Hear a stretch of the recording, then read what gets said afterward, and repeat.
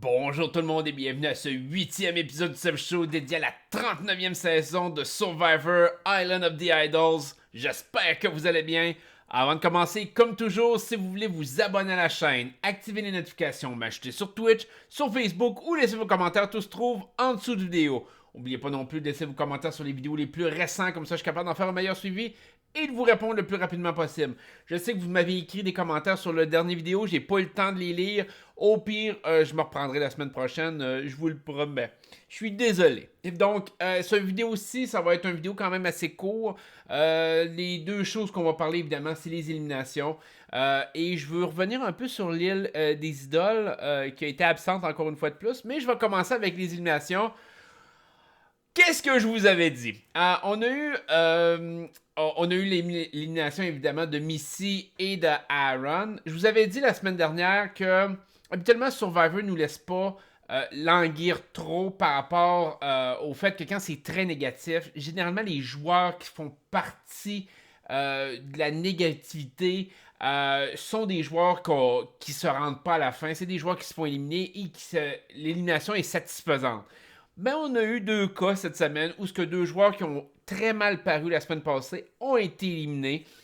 Donc Aaron, Missy, et de très belle façon, deux blindside, deux éliminations que les joueurs ne s'attendaient pas. J'ai aimé quand même le concept. C'était un concept qu'on a déjà vu dans Survivor, c'est-à-dire que les deux tribus doivent se rendre dans un vote. C'est pas vraiment deux tribus, ils avaient divisé durant la compétition, mais ça avait été vu dans le passé. Je pense que la première fois que ça avait été fait, c'était à Polar, c'était la saison 10. Si ma mémoire est bonne, c'était la première fois que c'était arrivé.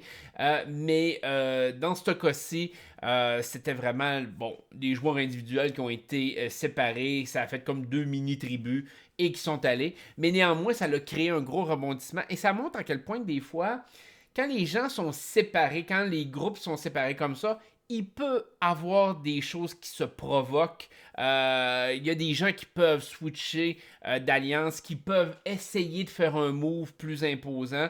Alors que quand ils sont plus nombreux, les joueurs sont moins à l'aise parce que c'est plus difficile d'obtenir la majorité. Qu'on le veuille ou non, quand vous êtes 10 personnes, obtenir une majorité de 6 personnes qui vous suivent est beaucoup plus difficile que, par exemple, quand vous êtes 5 personnes et que vous avez besoin de 3 votes.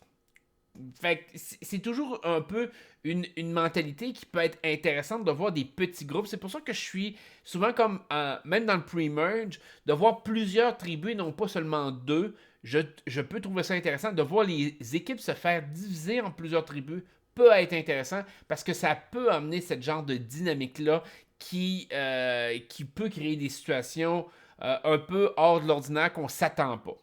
Donc, dans ce cas-ci, les deux personnes qui étaient vraiment en danger, c'était Jeannette et Karishma. Karishma qui s'est faite bully depuis le début du jeu. Je dis pas que c'est une bonne joueuse, au contraire, c'est une joueuse exécrable. Mais le fait qu'elle ait trouvé une idole dans l'épisode et le fait qu'elle ait réussi à faire blindsider Missy, qu'on le veuille ou non, le vote venait peut-être un peu plus de Tommy à ce moment-là, mais qu'elle ait participé à l'élimination de la fille qui était toujours sur son dos puis qui a ridiculisé tout le temps. C'était tellement beau à voir, sérieusement. Il n'y a pas de... Il n'y a pas plus grande satisfaction de voir quelqu'un qui était bitch comme Missy se faire éliminer de cette façon-là, puis de se faire, d'une certaine façon, humilier. Même Sandra Diaz Twin, qui est avec Rob, qui était caché, a passé le commentaire, fait comme, OK, là, ton show est fini, là, sacre ton camp. C'est comme, il y avait une écœurantite par rapport à Missy, et c'est le fun que ça se termine comme ça pour son jeu. Évidemment, Tommy a été beaucoup plus la soupape de pouvoir par rapport à ce vote-là. Du côté de l'autre équipe, évidemment, Aaron s'est fait éliminer. Ça a été plus un phénomène de Aaron est super fort, il gagne plein d'immunités, il est toujours fort dans les immunités.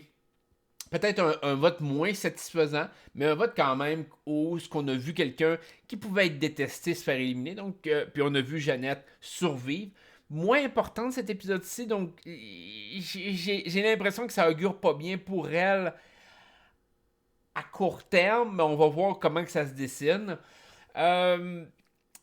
super bel épisode de ce sens-là. Sérieusement, très satisfaisant. Finale très satisfaisante par rapport à l'élimination des deux joueurs. À ce stade-ci, en plus du jeu, ça a bien passé. Ça l'a aussi déstabilisé beaucoup Elisabeth, qui là se retrouve vraiment tout seul dans son coin, ou presque toute seule dans son coin. Parce que, qu'on le veuille ou non, Tommy est une force côté vote. Est-ce que Tommy va vraiment vouloir garder Elisabeth maintenant qu'elle a voté contre lui? J'ai pas l'impression. J'ai l'impression que Tommy, avec, on pourrait dire, ses nouveaux alliés, Hélène et Karishma, va beaucoup plus vouloir sortir Elisabeth que de sortir Karishma ou Jeannette. En tout cas, moi, personnellement, être le joueur qui a reçu le vote d'Elisabeth contre moi, Elisabeth est tout seul dans son coin et est complètement démunie de toute alliance. Être Tommy, j'essaierais de la planter là. À moins vraiment qu'il arrive de quoi qui fasse en sorte que le, le, le, le danger vienne d'ailleurs pour Tommy. Mais j'ai l'impression que Tommy risque d'aller pour le kill par rapport à Elisabeth. Et donc, je verrais très bien Elisabeth se faire éliminer le prochain épisode. Jeannette pourrait être aussi une possibilité. Évidemment, ça dépend toujours aussi si l'idole est jouée. Est-ce que Karishma va provoquer quelque chose avec une idole? On peut avoir toujours des surprises de ce côté-là. Mais en tout cas, ça rend le jeu plus excitant pour la fin. Plus le jeu avance, plus j'ai l'impression que Karishma va avoir sa place en finale, mais elle va être un peu comme Angelina, là, 2 saisons, ouais, dans David contre Goliath, c'est-à-dire quelqu'un qui est là, mais en parure, parce qu'il n'y a personne qui veut voter pour elle. Ça va me faire penser peut-être à ça, et que là, Jeff, à la finale, c'est comme, au moins, tu as été une femme forte, puis là, va vanter un peu Karishma par rapport à tout ce qu'elle a vécu, puis la façon qu'elle est perçue, qu'elle a été perçue dans le jeu, puis tout. Je pense que ça risque d'être l'histoire de Karishma dans ce genre de contexte-là.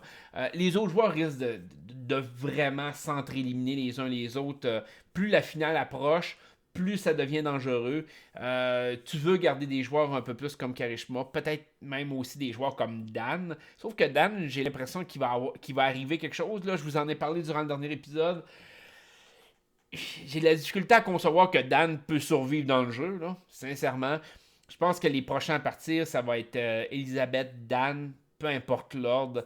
Jeannette est toujours une possibilité parce que ça peut être un vote super facile de dire la femme est vraiment aimée. Je veux-tu vraiment prendre cette chance-là de la conserver jusqu'à la fin? Je suis pas sûr. Fait que, deuxième des choses que je voulais vous jaser, vous voyez, c'est assez rapide.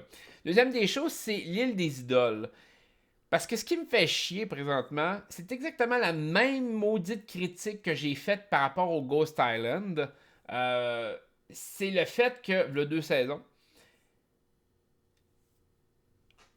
la twist c'est même pas utilisée à tous les épisodes. La twist est comme random quand ça lui tente. C'est comme, on dirait qu'il y a des moments que c'est pas important. La twist est inégale, les pouvoirs sont inégaux.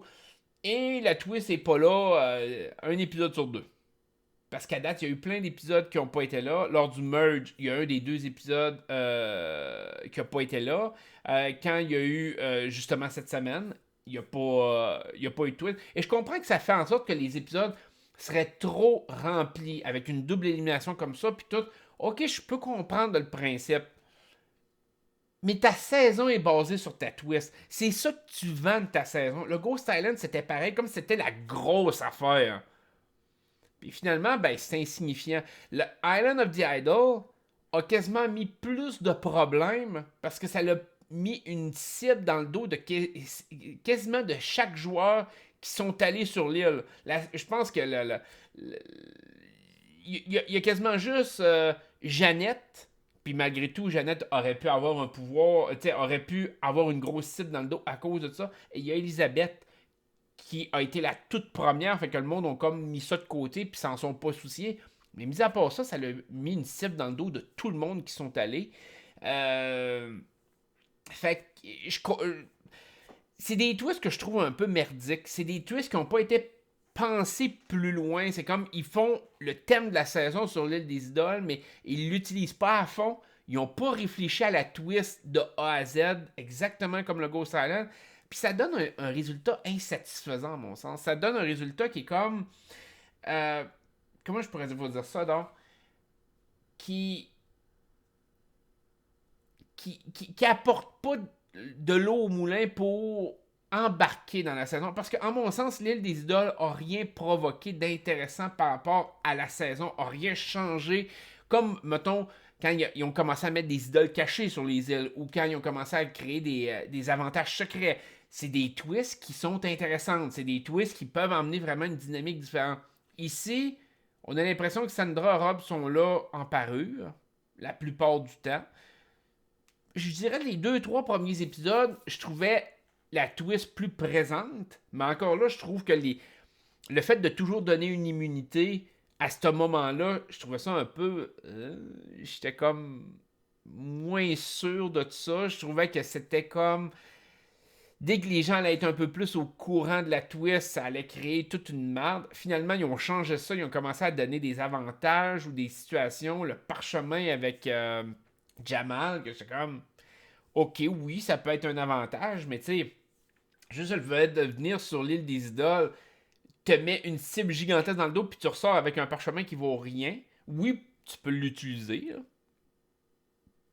Tu peux peut-être créer quelque chose, mais on s'entend-tu que c'était faible un peu? Je veux dire, ça avait pas été réfléchi plus loin, puis Jamal l'a mal appliqué en plus, c'est encore pire. Bref, non, j'aime pas la twist cette saison-ci. Par contre, ce qui se passe dans le jeu est intéressant si, évidemment, quelqu'un qu'on apprécie gagne à la fin. Et ça a été un peu le problème de la dernière saison de l'île d'extinction. La saison était moyenne, mais était acceptable. Si à la fin, il y avait eu une satisfaction par rapport au gagnant, ça leur aurait aidé beaucoup, beaucoup, beaucoup la saison. Rick Devon qui aurait gagné la saison, je pense que les gens se rappelleraient de la saison en faisant comme Ah, c'est la saison de Rick Devon. Je pense sincèrement que les gens se rappelleraient un peu plus de ça. Mais le fait que Chris ait gagné a terni la saison. Et je pense que c'est la même chose cette saison-ci. Je pense que pour une saison où il y a eu énormément de chocs des valeurs, qu'il y a eu énormément de confrontations sur des trucs qui sont plus prenantes socialement, faut pratiquement que tu aies un gagnant satisfaisant afin que les gens aiment pour sauver la saison. Si c'est un gagnant insatisfaisant ou neutre, on va faire comme ouais, c'est une saison correcte. Mais ça ira pas plus loin. Donc, avoir quelqu'un comme Jeannette qui gagne peut sauver la saison. De faire comme oh man, finalement, elle a été capable de revenir de l'arrière après tout ça. Oui, ça peut être intéressant. Voir quelqu'un comme Tommy, je pense que les gens vont faire comme ouais, c'est correct. À moins vraiment que Tommy devienne le grand défenseur héroïque qui élimine systématiquement tout le monde qu'on haït. Ok, peut-être. Mais sinon, ça risque d'être un bah. Puis les autres joueurs, ben, c'est comme. Même Karishma, tous les autres joueurs, c'est un peu comme. Ouais. Ouais. Fait que c'est une saison présentement qui est pas. Qui est enlevante par rapport à ces éliminations.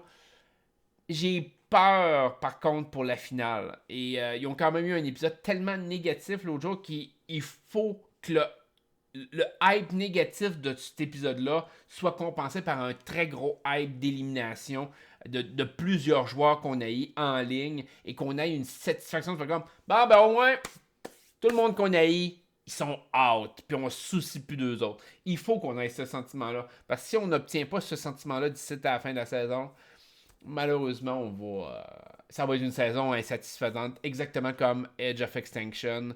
Ça va être la même chose que Ghost Island. Ça va être des saisons qu'on va être comme. C'est correct, là, mais c'est pas plus que ça. Et là, on va regarder beaucoup pour la saison 40 à ce moment-là. Fait que c'était pas plus long que ça. J'avais pas grand chose à dire sur cet épisode-là. C'était juste un épisode de joie sur le fait de voir deux personnes que je voulais voir partir. Se faire éliminer comme ça. Fait que ça a été super le fun de ce côté-là. Sinon, côté stratégie, ça a dépendu beaucoup, beaucoup, beaucoup de la séparation des pouvoirs. Je pense de la séparation des tribus, là. Donc du pouvoir qui était en place, des équipes qui étaient pas mal formées. Je pense que si cette division-là avait pas été en place, je pense sincèrement que Jeannette partait ou Karishma partait, mais c'était une ou l'autre, c'était certain. Fait que cette division-là a permis de chambouler un peu ce vote-là. Et ce que j'ai hâte de voir dans le prochain épisode, c'est de dire, est-ce que le fait que chacune de ces équipes-là a éliminé quelqu'un que l'autre équipe ne s'attendait pas, va faire en sorte que ça va changer la dynamique des pouvoirs en place, des alliances. Les gens vont-tu commencer à freak out par rapport à leurs propres alliés? Est-ce que ça va changer la dynamique? Est-ce que des gens comme Jeannette, Karishma vont être capables de se faufiler dans le milieu de tout ça? Ça peut être intéressant à voir. Donc, Jeannette n'a pas été ultra présente dans le dernier épisode, stratégiquement parlant. Elle n'a pas provoqué nécessairement l'élimination d'Aaron. Elle en a profité, mais elle n'a pas provoqué. Donc, Jeannette est quand même faible de ce côté-là, malheureusement. J'ai hâte de voir si ça va être capable de se reprendre puis d'avoir du pouvoir dans les prochains épisodes pour vraiment cibler des gens à éliminer. Elle a quand même reformé un peu son lien avec Dan. Mais en mon sens, c'est un lien qui est faible, surtout par rapport au fait que Dan, c'est une personne exécrable, du moins de ce qui a été présenté. Fait que je vais vous souhaiter une excellente journée, un gros merci de m'avoir écouté, et je vous dis à la prochaine. Bye bye.